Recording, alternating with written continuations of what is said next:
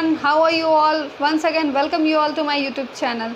So my dear students, today we are going to learn more about our rights of consumer. Okay, so start with the right to safety. While using many goods and services, consumers have the right to be protected against the marketing of goods and delivery of services that are hazardous to life and property. ठीक है, सबसे पहले क्या हमारा एक right है हमारे goods के लिए कि कोई भी गुड्स एंड सर्विसेज जब हम यूज़ करते हैं, ठीक है, हमारा जो कंज्यूमर राइट है वो हमें प्रोटेक्ट करता है कि कोई भी ऐसी चीज़ जो हमारे सेहत के लिए ख़तरनाक है, हमारी लाइफ के लिए ख़तरनाक है, वो चीज़ उस चीज़ से हम सेफ़ रहें, हमें ऐसी गुड्स और सर्विसेज प्रोवाइड ना करी जाएं. Producers need to strictly follow the required safety rules and regulations. जितने प्रोड्यूसर्स हैं उनको जितनी सेफ्टी रूल्स हैं हमारे लिए, हमारे कस्टमर्स के लिए, मतलब जितने कंज्यूमर्स हैं उनके लिए प्रोड्यूसर्स को ये चीज़ ध्यान में रखनी है कि उनके लिए, उनके लाइफ को लेके कोई भी प्रॉब्लम ना क्रिएट हो उनकी तरफ से. जितनी सेफ्टी, जितने प्रिकॉशंस वो ले सकते हैं वो ले. अनसेफ थिंग्स में cause accident if they are defective. कोई भी चीज़ ऐसी अनसेफ जो है, जो हमारे लिए सेफ़ नहीं है, अगर कह लो कि एक्सीडेंटली ऐसा कुछ हुआ तो उससे हमारा लॉस होगा, कुछ डिफेक्ट हो सकता है. अगर कोई ऐसा लॉस होता है तो हम क्लेम कर सकते हैं. देखो ये सारी चीज़ें जो राइट्स दी गई हैं ना, ये जो मैं चीज़ पढ़ रही हूँ आपको, एक एक पॉइंट्स जो हैं वो चीज़ें अगर फॉलो होती हैं तो ठीक. राइट का मतलब यही है कि अगर वो फॉलो ही तो ठीक, अदरवाइज़ आप उन पे क्लेम कर सकते हैं इस चीज़ के लिए कि ये हमारा अधिकार है और ये हमें नहीं मिला है. तो इस चीज़ के लिए आप लड़ाई कर सकते हैं, उस चीज़ के लिए आप आवाज़ उठा सकते हैं. हर चीज़ में लड़ाई करना इम्पॉर्टेंट नहीं होता. Next one is, we do find bad quality products in the market because supervision of these rules is weak and the consumer movement is also not strong enough. ठीक है, कभी कभी हमें बहुत ख़राब गुड्स मिल जाता है. देखते हो ना, कभी कोई चीज़ें हम ख़रीद के लेके आते हैं, या फिर कोई खाने वाली चीज़ ही कह लो, या फिर पहनने वाली चीज़ कह लो, तो या फिर मतलब कोई स्टेशनरी ही हो गया, मतलब रफ़ पेजेस हो जाते हैं, या फिर कोई वुडन वो चीज़ ख़रीदो तो आप उसकी लकड़ी ख़राब निकल जाती है. खाने वाले प्रोडक्ट्स ख़राब निकल जाते हैं, कुछ दिनों में ख़राब हो जाते हैं, तो आप उसको स्टोर नहीं कर सकते. तो ये सारी चीज़ें पता है हमें क्यों फेस करनी पड़ती, क्योंकि हम इस चीज़ों के लिए आवाज़ नहीं उठाते. कभी हम इस चीज़ के लिए बोलते नहीं है कि आपने मुझे ख़राब क्यों दिया, या फिर ये कैसा है. ये हमारा अधिकार है कि हमें अच्छे प्रोडक्ट्स मिले, हमें सेफ़ प्रोडक्ट्स मिले, हमें ऐसी चीज़ें ना मिले जो हमारे हेल्थ के लिए ख़राब हो, ठीक है, जिससे हमारी लाइफ डेंजर में जाए.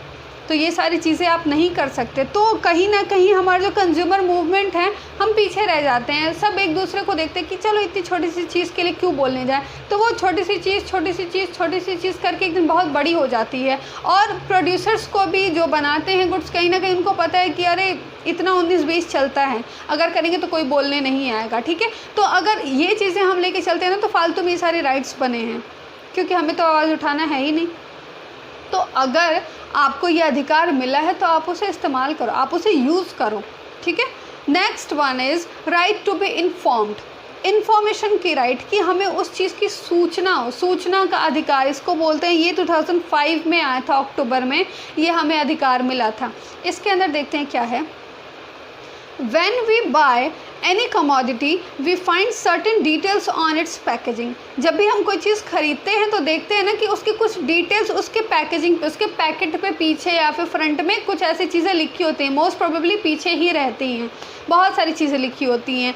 These details are about ingredients used, price, batch number, date of manufacture, expiry date and address of manufacturer. उसके में क्या क्या डिटेल्स में लिखी होती हैं, जितने इंग्रेडिएंट्स उसमें यूज़ है, जितने सामान जिस चीज़ों से मिलके वो बना है वो लिखा होता है.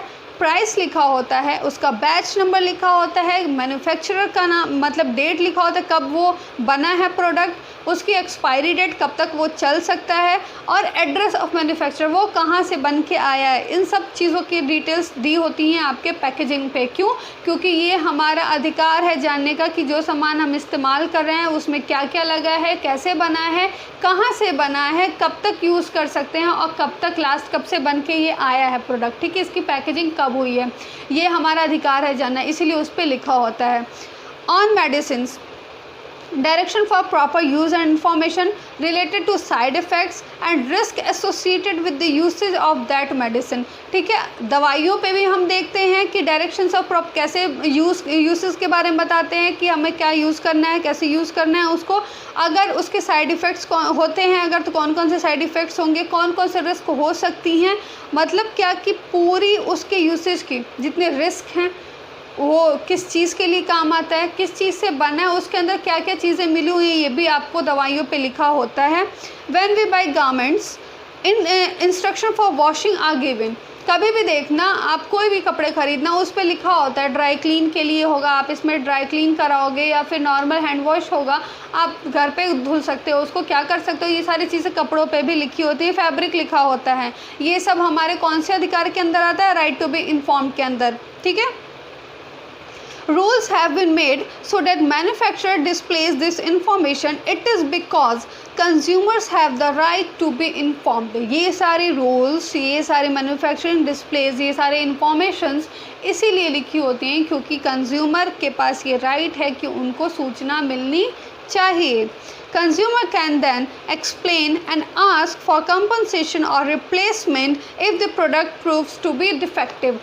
जो भी चीज़ें, जो तरीका, जो यूसेज जिस तरीके से दिखाया है वो सब आप कर रहे हो, वो चीज़ फॉलो कर रहे हो, उसके बाद से भी आपका गुड्स आपको नुकसान पहुंचाता है, कुछ साइड इफ़ेक्ट होता है, आपका गुड्स ख़राब हो जाता है, तो आपके पास ये अधिकार है कि आप आवाज़ उठा सकते हो, उस चीज़ के लिए उसके रिप्लेसमेंट की आप बात कर सकते हो।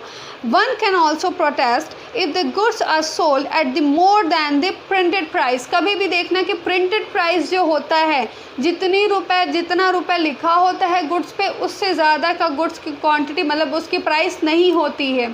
ठीक है, तो कभी भी जितना प्रिंटेड प्राइस हो उससे ज़्यादा आप प्राइस मत देना, उसको पेमेंट करने मत जाना। ठीक है, क्यों? क्योंकि उस गुड्स के प्रोडक्ट वो खुद ही लिखा हुआ है कि इतने इंग्रेडिएंट्स मिले हैं और आपको ये गुड्स ख़रीदना है तो आपको इतने पैसे देने होंगे। अगर कोई आपसे उससे ज़्यादा चार्ज करता है तो आपको उस चीज़ को मतलब मना करना चाहिए, आपको पेमेंट नहीं करना चाहिए कि नहीं इस पे प्रिंटेड प्राइस यही है, हम इतना ही देंगे, प्रिंट प्राइस से ज़्यादा पैसे नहीं देने चाहिए। ठीक है, और इस चीज़ के बारे में आप बोल भी सकते हो, ये आपका हक है। इन अक्टूबर 2005 ये मैंने बताया आपको, government of India enacted a law RTI, right to information, which ensure all citizens have all the information about the function have of the government. ठीक है, ये जो राइट टू इन्फॉर्मेशन है RTI एक्ट जो आया 2005 अक्टूबर में गवर्नमेंट हमारी लेके आई, उसमें बताया कि एक कंज्यूमर के पास ये सारी राइट्स होती हैं, वो इसे यूज़ कर सकते हैं। ठीक है, our next right is right to choose. ठीक है, सेलेक्ट करने का ऑप्शंस, आप चूज़ कर सकते हो कि आपको क्या चाहिए, आप पे कोई थोप नहीं सकता, आप पे कोई ये नहीं कह सकता नहीं आपको ये सामान लेना ही पड़ेगा, आप पसंद करके आपको जो चीज़ें चाहिए आप ले सकते हो, आप पे कोई प्रेशर नहीं डालेगा, कोई भी बर्डन नहीं डालेगा। Any consumer who receives a service in whatever capacity, regardless of age, gender and nature of services, has the right to choose whether to continue to receive the service। ठीक है, हमारे पास होता है कि ये सर्विसेज हमको लेनी है, नहीं कोई ज़बरदस्ती सर्विसेज नहीं दे सकता कि मतलब अगर आप कहीं पे गए हो, ठीक है, मान लो कि आप किसी पार्लर में गए हो या फिर ऐसा कुछ, तो वहाँ पे आप सर्विसेज देख रहे हो, आप ट्रायल की हो या फिर कुछ, अब सामने वाला जो भी है, जो प्रोड्यूसर है, जो आपको सर्विसेज प्रोवाइड कर रहा है, आप पे वो बर्डन नहीं दे सकता कि मैम और sir you have to pay for this या फिर you have to continue this service. वो आप पे डिपेंड करता है कि आप वो सर्विस कंटिन्यू करना चाहोगे या नहीं चाहोगे। अगर आप नहीं चाहते आप सर्विस वहीं पे स्टॉप कर सकते हो, आप पे कोई फोर्स नहीं करेगा, आपके पास चूज़ करने का ऑप्शन है। ठीक है, next, students have right to choose the institution where they want to take up education. ठीक है, आपके ऊपर ही डिपेंड करता है कि आपको कौन से स्कूल में पढ़ना है, कौन से इंस्टीट्यूशन में पढ़ना है। कोई भी स्कूल आपको फोर्स नहीं कर सकता आके कि आपको इसी स्कूल में पढ़ना है या फिर आपको हमारे स्कूल में ही पढ़ना है। If you want to take education then you have to take admission in my school, ये चीज़ नहीं हो सकती। यहाँ पे आपको चूज़ करने का, आपको ऑप्शन सेलेक्ट करने का अधिकार है। ठीक है, many a times a consumer is forced to buy things that they may not wish to and he is left with no choice। ठीक है, कभी कभार ऐसी सिचुएशन आ जाती है कि प्रेशर में मतलब फोर्सफुली हमें वो चीज़ें लेनी पड़ती, क्यों? क्योंकि हमारे पास और कोई ऑप्शन नहीं होता है। ऑप्शन ना हो तो कोई बात नहीं है, लेकिन आपको कोई फोर्स नहीं कर सकता। Right to seek redressal, consumer have right to seek redressal against unfair trade practice and exploitation. कोई भी बिजनेस, कोई भी ट्रेड ऐसा कुछ होता है जो अनफेयर, जो सही नहीं है, आप उसको रोक सकते हो। If any damage is done to a consumer, he or she has the right to get compensation depending on the degree of damage. अगर किसी भी कंज्यूमर को कोई प्रॉब्लम है, कोई ऐसी चीज़ क्रिएट कर रही है, कोई आपका डैमेज हुआ है, कोई आपका नुकसान हुआ है किसी वजह से, किसी गुड्स की वजह से, किसी सर्विसेज की वजह से कोई आपका नुकसान हो रहा है, तो आप ईज़िली उसके कंपनसेशन की बात, अपने डैमेज के कंपनसेशन मतलब क्या, जितना खर्चा हुआ है, जितना डैमेज हुआ है, आप उसका रिटर्न मांग सकते हो सरकार से, आपका अधिकार है ये। There are consumer forum and consumer organisation to protect consumers. Consumer forum इसीलिए बनाए गए हैं कंज्यूमर को प्रोटेक्ट करने के लिए। They guide consumer on how to file cost to consumer courts. ठीक है, कंज्यूमर कोर्ट में कैसे फाइल करना है, ये सारी चीज़ें आपको बताएंगी। कैसे आप लड़ोगे, आपको अधिकार कैसे मिलेगा, आपको क्या फाइल करना पड़ेगा, क्या नहीं करना, ये सारी केस करने वाले तरीके वो आपको खुद ही बताएंगे। ठीक है, उसके बाद से जो quasi judicial machinery at the district, state and national level was setup for redressal of consumer disputes. जो कोपरा मैंने बताया था, कंज्यूमर ऑपरेशन जो है, ये आपकी जो राइट्स हैं वो आपके डिस्प्यूट्स को, आपके विवाद को सुलझा सकते हैं। District court deals case up to 20 lakh, state level courts 20 lakh to 1 crore, national level courts deals above 1 crore. इतनी ज़्यादा मतलब लोगों की ये संख्या है जो आवाज़ उठाते हैं, जिनके लिए कानून लड़ रहा है, जिनका अधिकार दिलाने के लिए वो लड़ रहा है। तो फिर आप भी पीछे मत होना, अपने हक के लिए लड़ना सीखो। ठीक है, next standardisation of the products. ठीक है, अब इन्हीं सब चीज़ों की वजह से ना, जब आप अपनी आवाज़ उठाना शुरू करोगे गलत चीज़ों पे, गलत प्रोडक्ट्स पे, जो प्रोडक्ट आपको हार्मफुल, आपके लिए हार्मफुल हैं, जो सही नहीं है, तो कहीं ना कहीं जो बनाने वाला है ना वो एक बार सोचेगा। ठीक है, वो बनाने गुड्स गलत बनाने की वजह से, उसमें मिक्सचर करने के पहले वो सोचेगा कि अगर ये प्रोडक्ट ख़राब निकला तो हमारे कंज्यूमर्स हमें छोड़ेंगे नहीं। ठीक है, तो ये जो प्रोडक्ट की स्टैंडर्डाइजेशन होती है ना, वो सिर्फ आपकी वजह से हो सकती है। There are logos like ISI mark gold पे मिलता है आपको, अरे आपके प्रोडक्ट्स पे मिलता है। ठीक है, एज मार्क या फिर आप उसको एग मार्क बोलते हो, जो आपके सीड्स वगैरह पे मिलता है। ISI मार्क आपके किसी भी प्रोडक्ट, ये कंज्यूम करने वाले प्रोडक्ट्स पे मिलेंगे। मतलब क्या कि खाने पीने वाले सामान पे एग मार्क होता है। हॉल मार्क किस पे होता है, गोल्ड वाले पे। ठीक है, एंड सर्टिफिकेट्स विच हेल्प, जो ये देती है फूड कॉरपोरेशन ऑफ इंडिया, ये सारे जो FCI के अंडर मिलते हैं, तो ये सारे सर्टिफिकेट्स जो देते हैं वो एक एश्योरिटी आपको देगी क्वालिटी की, कि ये क्वालिटी एश्योरेंस प्रोडक्ट होते हैं, इस पे आप आंख बंद करके भरोसा कर सकते हो। कोई भी गुड्स एंड सर्विसेज आप रिसीव करो, कोई भी गुड्स रिसीव करो तो Agmark, ISI, hallmark, ये सारी चीज़ें ज़रूर देखा करो। ठीक है, the organisation that monitor and issue these certificate allow producers to use their logos provide they follow certain quality standard. ठीक है, तो ये जो हमारा ऑर्गेनाइजेशन है ना, ये कुछ ऐसे कह लो तो कि ऐसे लोगोज निकाले हुए हैं, जैसे हॉलमार्क का साइन होता है, एग मार्क का साइन जो होता है, ठीक है, तो ISI मार्क जो होता है, तो ये लोगोस निकाले गए हैं कि उस प्रोडक्ट पे बना होगा। उस प्रोडक्ट पे बना तो समझो कि वो प्रोडक्ट ओरिजिनल है, अदरवाइज़ वो प्रोडक्ट सही नहीं है आपके हेल्थ के लिए। ठीक है, तो जो सर्टिफाइड हो वही प्रोडक्ट ख़रीदा करो।